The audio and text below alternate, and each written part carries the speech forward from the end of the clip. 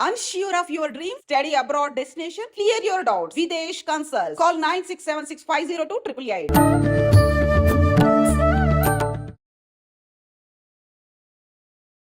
నమస్కారం, welcome to I dream. ధర్మ మార్గం విత్ విజిత కార్యక్రమానికి స్వాగతం. ప్రస్తుతం మనతో పాటు ఉన్నారు ప్రముఖ ఆధ్యాత్మికవేత్త జ్యోతిష పండితులు మరెల్ల రవిశాస్త్రి గారు. ఇప్పుడు వారితో మాట్లాడి మరిన్ని విషయాలు తెలుసుకుందాం. నమస్కారం అండి. నమస్తే అమ్మ. గురువుగారు, పితృదోషం అంటూ ఉంటారు. అసలు ఏంటి పితృదోషం అంటే? ఎవరికి పితృదోషం అనేది తగులుతుంది? అసలు ఎందుకు వస్తుంది పితృదోషం? ఓం శ్రీ గురుభ్యో నమః. పితృదోషము అంటే మనకి పూర్వజన్మలో కానీ మన పూర్వీకులు కానీ ఎవరైతే తల్లిదండ్రులను సరిగ్గా పట్టించుకోరో, ఎవరైతే తల్లిదండ్రులకు చేయాల్సింది చేయరో, వాళ్ళు తదనంతరం ఈ యొక్క కార్యక్రమాలు ఏవైతే ఉంటాయో అవి చేయకుండా ఉంటారో, వాళ్ళని తల్లిదండ్రులు సరైన గౌరవము, సరైన అవసరాలు తీర్చకుండా ఎవరైతే ఉంటారో వారికి తదనంతరం వచ్చే పిల్లల్లో కానీ, వాళ్ళ పూర్వజన్మ అయితే గత జన్మల్లో కానీ వారికి జాతకంలో చూసినప్పుడు పితృదోషం అనేది కనిపిస్తుంది.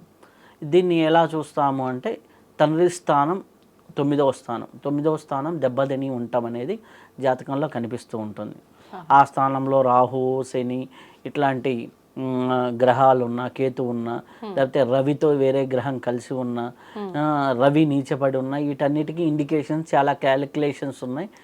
దాన్ని బట్టేసి మనకు పితృదోషం జాతకంలో ఉందా లేదా అనేది మనం చెప్పొచ్చు.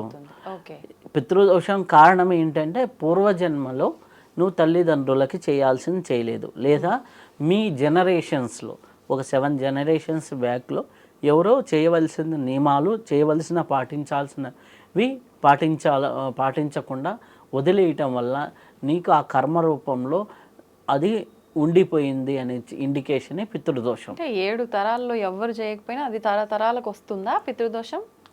తరతరాలకి అంటే ఇప్పుడు ఫర్ ఎగ్జాంపుల్ చూసుకుందాం, మనకి మన డిఎన్ఏ ఎక్కడి నుంచి వచ్చింది? తల్లిదండ్రుల నుంచి కదా.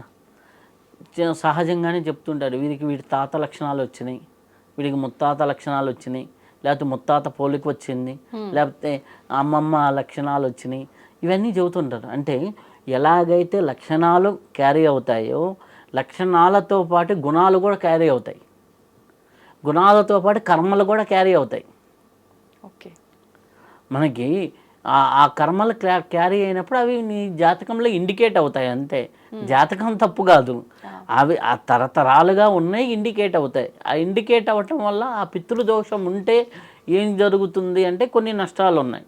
ఎటువంటి నష్టాలు అంటే పితృదోషం ఉందనుకోండి, సరైన సమయానికి వివాహం కాదు, సరైన సమయానికి సంతానం ఉండదు, సరైన సమయానికి సరిగ్గా జరగవలసిన విషయాలు సరిగ్గా జరగకపోతే దానికి ఇండికేషన్ పితృదోషం ఉన్నట్టు. అంటే ప్రతి పనిలోనూ ఆటంకాలు అడ్డం అవటం, స్లోగా అవ్వటం, లేదు అంటే టయానికి అవ్వకపోవటం. టయానికి అది చాలామంది అంటారు, సర్వసాధారణంగా చెప్తూ ఉంటారు చాలామంది, నేను ఎప్పుడు టయానికి తినలేనండి, ఏదో ఒక పని పడింది, టయానికి తినడానికి కుదరటం లేదు. వాళ్ళకి అన్నీ ఉంటాయి, ఫైనాన్షియల్గా అన్నీ, టయానికి తినటం కుదరటం లేదు. ఖచ్చితంగా వాళ్ళ జాతకంలో ఉంటుంది ఇండికేషన్ అది. టయానికి జరగాల్సింది జరగకపోవటం. మా అబ్బాయికి టయానికి పెళ్లి కాలేదండి, పితృదోషం అబ్బాయి జాతకంలో ఉంటుంది. మా అమ్మాయికి టయానికి పెళ్ళయింది కానీ పిల్లలు కలగలేదండి, పితృదోషం ఉంటుంది. లేకపోతే టయానికి జరగాల్సింది జరగకుండా ఉంటే అది ఆటోమేటిక్గా పితృదోషం ఉంది అనేది మనకు అర్థమవుతుంది. సో దానికి మనకి ఎన్నో రెమెడీస్ ఉన్నాయి, ఎన్నో పద్ధతులతో చెప్పారు. మన పూజా విధానంలో చెప్పారు, ధ్యాన విధానంలో చెప్పారు, అలాగే మనకి సాధారణంగా చేసుకునే రెమెడీస్ ఎన్నో ఉన్నాయి. అవి చేసుకుంటూ ఉంటే సరిపోతుంది. ఓకే, ఏంటండి ఆ రెమెడీస్ ఏంటి? ఆ రెమెడీస్ ఏంటి అంటే ప్రధానంగా మనం చూసినట్లయితే సర్వసాధారణంగా మనకి పూజా విధానంలో నారాయణ బలి పూజ అని ఉంటారు. ఇది మనకి పిఠాపురంలో చేస్తూ ఉంటారు, లేకపోతే మనకి ఇదేది మనకి గోదావరి పుట్టిన నాసిక్ త్రయంబకంలో చేస్తూ ఉంటారు నారాయణ బలి పూజ. అది ప్రధానంగా అందరూ చేయించుకునేటటువంటిది. అలాగే పితృదోషం పోవడానికి ఇది కాకుండా జనరల్గా మనం చెప్పుకోవాలంటే శివాభిషేకం, సోమవారాలు ఫాస్టింగ్ చేయటం, ఇది కూడా పితృదోషంకి మంచి రెమెడీ. లేదు ఇంకా అనుకుంటే మనం ఎక్కడైనా నదీ స్నానాలు చేస్తున్నప్పుడు లేదా నదీ ప్రదేశాలకు వెళ్ళినప్పుడు మనం చేత్తో జలం తీసుకొని సర్వేభ్యో పితృదేవతాభ్యో నమః, సర్వేభ్యో పితృదేవతాభ్యో నమః. పితృదేవతాభ్యో నమః, ఓకే. సర్వేభ్యో పితృదేవతాభ్యో నమః అనేసి మన కాశీ వెళ్ళాను. కాశీలో మనం స్నానం చేసేటప్పుడు ఒక 3 సార్లు 5 సార్లు ఆ జలాన్ని వదిలినప్పుడు ఆటోమేటిక్గా మన పితృదేవతలకి అది చెందుతుంది, వాళ్ళు సంతోషిస్తారు అనేది మనకి చెప్పింది. ఓకే. ఇది కాకుండా సహజంగా మనం చెప్పాలంటే పితృదేవతలు మన దగ్గరికి వచ్చేసి ఏ ఏ సమయాల్లో వారు స్వీకరిస్తారంటే మనకి మధ్యాహ్నం 12 నుంచి ఈ యొక్క 2 గంటల మధ్య కాలాన్ని పితృదేవతా కాలం కింద మనం చెప్తారు. అంటే ప్రతినిత్యం కూడా ఆ సమయంలో మనం ఒక ముద్ద అన్నం తీసి మనం మధ్యాహ్నం భోజనం చేసేటప్పుడు బయట పెట్టగలిగితే మొదటి ముద్దను తీసి అది పితృదేవతలకి శాంతి అవుతుంది. ఇది ఎవరైనా చేయగలిగింది. ఇది కాకుండా ఇంకా బెటర్గా చేయాలి, ఇంకా సేవా మార్గపరంగా చేయాలి అంటే పితృదోషాలు పోవడానికి మనం కొంతమంది దప్పిక తీస్తే చాలా బాగుంటుంది. మంచినీళ్ళు ఇవ్వటం. పూర్వకాలంలో ఇంటి ముందర కుండలు పెట్టి దాహాన్ని తీర్చేవాళ్ళు. ఇప్పుడు అట్లా కాకుండా చలివేంద్రాలు పెట్టగలగటం, లేదా చలివేంద్రాలు ఎవరైనా పెడుతున్నా మనం వాళ్ళకి డొనేట్ చేయగలగటం, అది చేసిన పితృదోషానికి మంచి రెమెడీ. ఇంకా దీనికంటే ఇంకా ఈజియెస్ట్ రెమెడీ ఏంటంటే టెర్రస్ మీద పక్షులకి అంత ఆహారం వేయటం, పక్షులకి ఒక బౌల్లో వాటర్ పోస్తూ ఉంటాం. ఇది కూడా పితృదోషాలకు మంచి రెమెడీ. మనం రోజుకోసారి 1 లీటర్ నీళ్లు పోసి దాని చుట్టూ 2 పిరికిళ్ళు ఏదో ఒక ధాన్యం వేసేస్తే ఆ ధాన్యాన్ని ఏ పక్షులో తీసుకొని వాటర్ దాకి వెళ్ళాయనుకోండి మనకి ఉన్నటువంటి పితృదోషాలు పోతాయన్నమాట. ఈ విధంగా సర్వసాధారణంగా చేసుకునే రెమెడీలు చేసుకోవచ్చు. నారాయణ బలి లాంటి పూజా ప్రక్రియలు ఇట్లాంటి చేసుకోవచ్చు. మనకి విశేషమైన శివాభిషేకాలు ఇవి కూడా చేయొచ్చు. పితృదోషానికి సోమవారం ఫాస్టింగ్ ఉండొచ్చు. అనేక రకాలుగా మనకి ఒక్కొక్క స్థాయిలో ఒక్కొక్క రెమెడీలు చెప్పడం జరిగింది. మనం చెప్పినటువంటిది చలివేంద్రాలకి చిన్న డొనేషన్ ఇవ్వటం, లేకపోతే చలివేంద్రం పెట్టించగలగటం చాలా మంచి ఉపయోగం ఉంటుంది. నీకు ఒక చిన్న ఆఫీస్ ఉందనుకోండి, ఆఫీసులో మంచి కుండ పెట్టి నీళ్లు పెట్టు, వచ్చినోడు దాకా అమ్మయ్య బాగుంది అంటే వాడు తృప్తి చెందితే ఆటోమేటిక్గా దోషం నివారణ అవుతుంది. ఇట్లాంటి అనేది మనం చేయగలగాలి. పూర్వకాలంలో చూడండి ఒక మంచి చెట్లు నాటేవాళ్ళు. ఆ చెట్ల కిందకి సమ్మర్లో ఎవరన్నా వచ్చి ఎవరు నాటారో మహానుభావుడు ఎంత హాయిగా ఉందో అనుకున్నాడు అనుకోండి, మనకి ఎంత పుణ్యం ఉంటుంది. చిన్న చిన్న పనులే. మనం పోయి ఆ చెట్టును నరికామనుకోండి ఏమైంది, రివర్స్ అవుతుంది. అర్థమైందా? అలాగే తండ్రి సమానుల్ని గౌరవించడం అంటే బాబాయిలు కావచ్చు, పెద్దనాన్న కావచ్చు, లేకపోతే పెద్దవాళ్ళని ఏ నాన్నగారు సంబోధిస్తుంటారు. గోదావరి జిల్లాలో వెళ్ళగానే ఏ నాన్నగారు అని ఇట్లా బాగా సంబోధిస్తూ ఉంటారు పెద్దవాళ్ళని.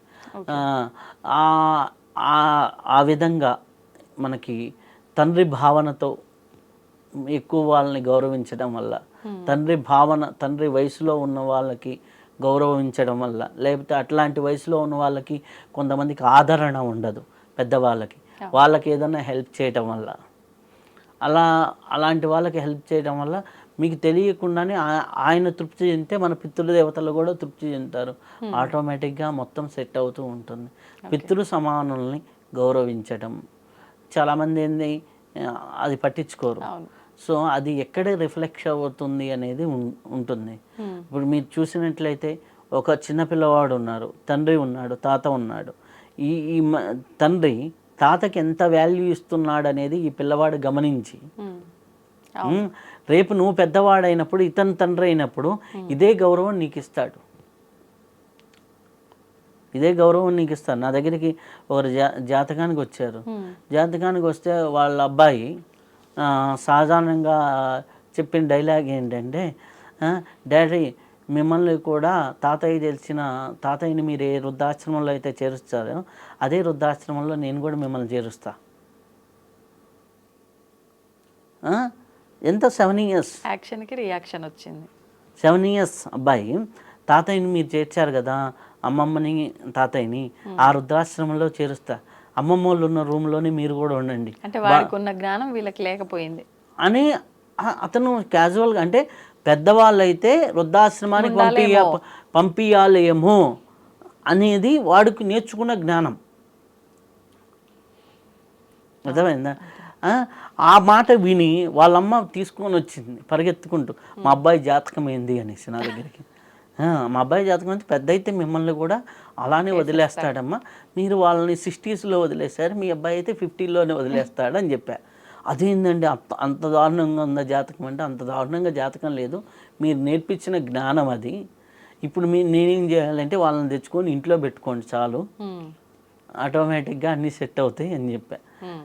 దానికి పెద్ద పూజ ఏం అవసరం లే, నువ్వు మీ ఇంట్లో నాన్న ఎట్లా గౌరవిస్తున్నావు అయిపోయింది. నువ్వు ఇంట్లో మీ నాన్న ఎట్లా గౌరవిస్తున్నావు, ఒక్కో చోట వీలు కాకపోవచ్చేమో, కానీ వీలైనంత వరకు తల్లిదండ్రులకు ఇవ్వాల్సిన గౌరవాన్ని ఇస్తూ ఉంటే, తల్లిదండ్రులను బాగా చూసుకుంటే, తల్లి తండ్రి సమానులైనటువంటి పెద్దవాళ్ళని బాగా చూసుకుంటూ ఉంటే, గౌరవిస్తూ ఉంటే, ఎక్కడా చులకన భావంతో మాట్లాడకుండా ఉంటే, అయ్యో ఏ తల్లి కన్నా బిడ్డో అని ఏ అమ్మాయినా అనుకుంటే, ఏ తండ్రి కన్నా బిడ్డో అని ఎవరైనా అనుకుంటే నీకు పితృదోషాలు పోతాయి. నీ ప్రవర్తన అలా ఉందా,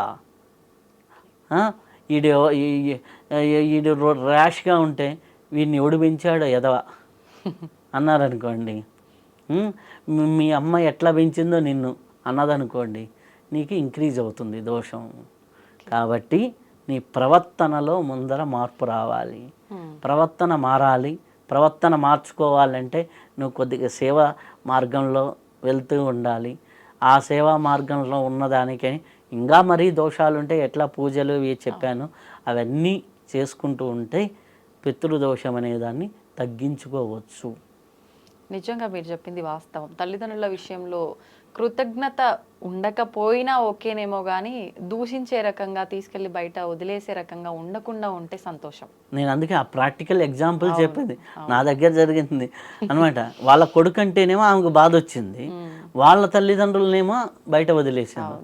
కాబట్టి ఇట్లాంటి పరిస్థితి చేయాల్సిందల్లా దోషం వస్తుందేమో అని కాదు, కానీ మనని అంటే ఇంత జన్మిచ్చి మనకు ఈ సౌకర్యాలు ఇవన్నీ మనం అనుభవిస్తున్నామంటే వాళ్ళు ఏంది మనం లేం. కాబట్టి ఎప్పటికీ వాళ్ళ విషయంలో కృతజ్ఞతగా ఉండడమే మనం వాళ్ళకి ఇచ్చే ఒక గొప్ప ఏమంటారు వరం అనుకోవచ్చు. నిజంగా సంతోషం అండి, ధన్యవాదాలు.